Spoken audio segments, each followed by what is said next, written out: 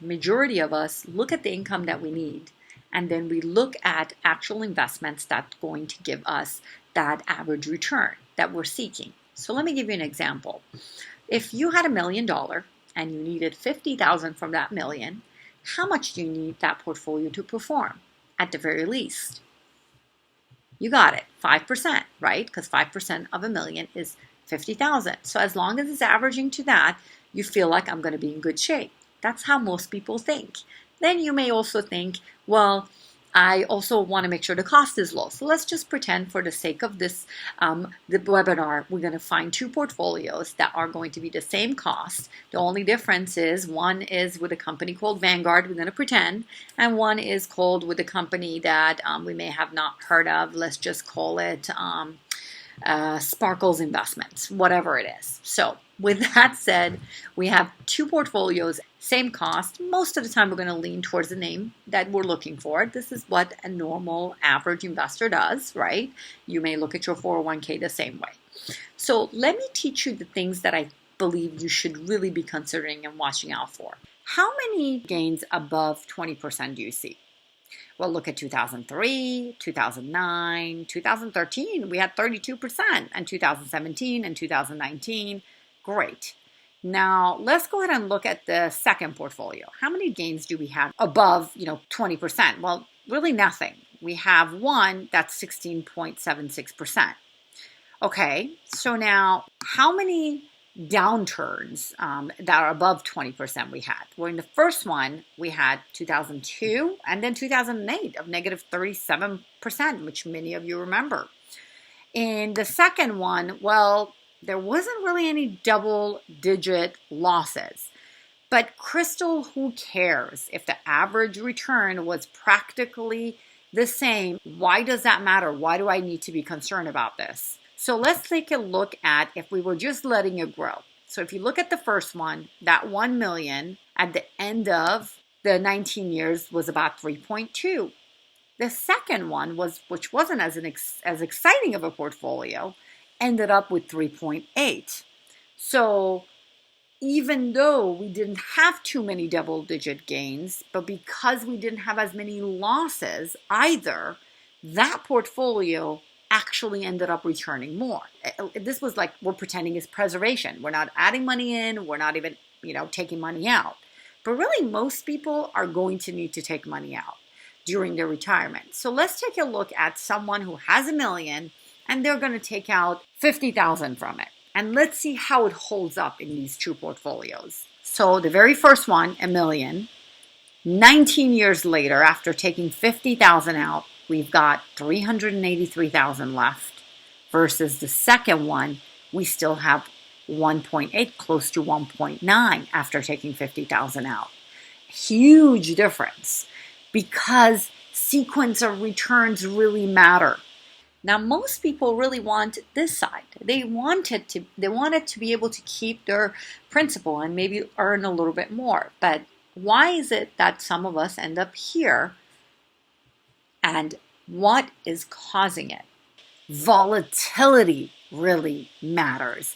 And that is exactly that roller coaster ride is what affected the outcome and why there was such a big difference of what could occur if someone was actually withdrawing and then 19 years later, they're actually looking at running out of money versus the second portfolio didn't have that problem.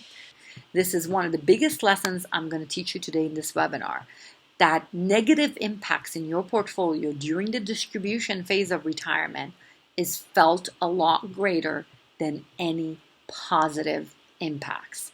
It is like what is going to make or break you during that sequence of return. That first 10, 15 years is key. The issue is volatility can really change the course of things for you.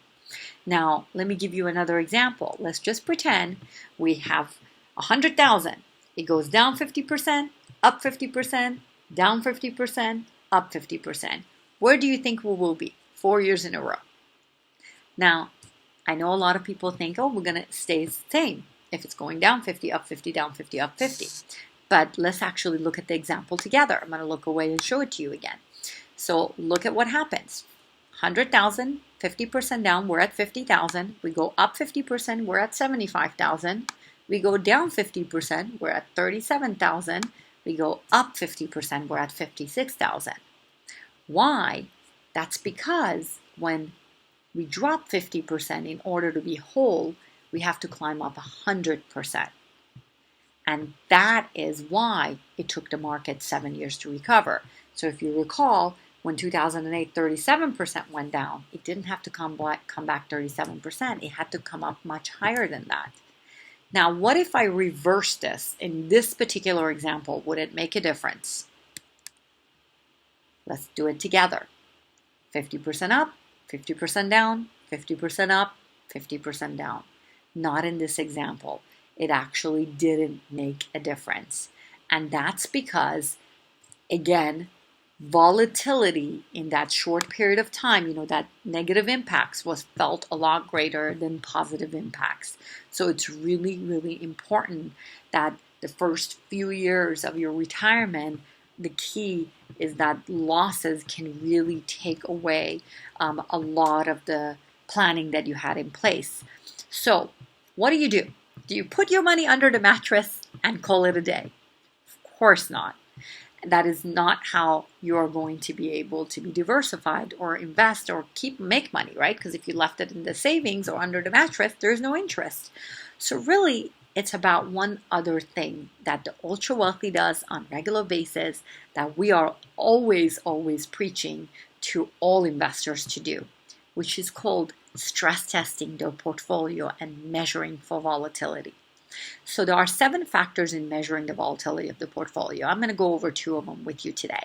So we have these 7 factors that we actually use on a regular basis. So the first one is, standard deviation. I'm sure many of you have heard of it.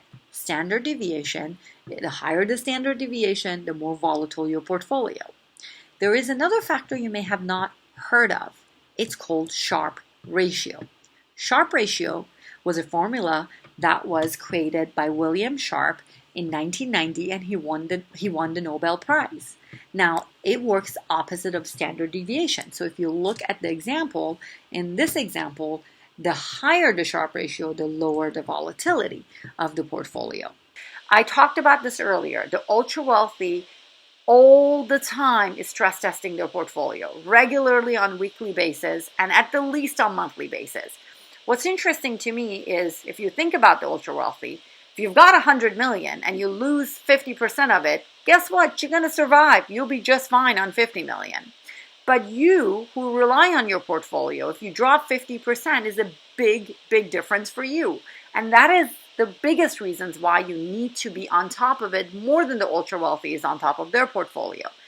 Why did I say that the ultra wealthy is stress testing all the time?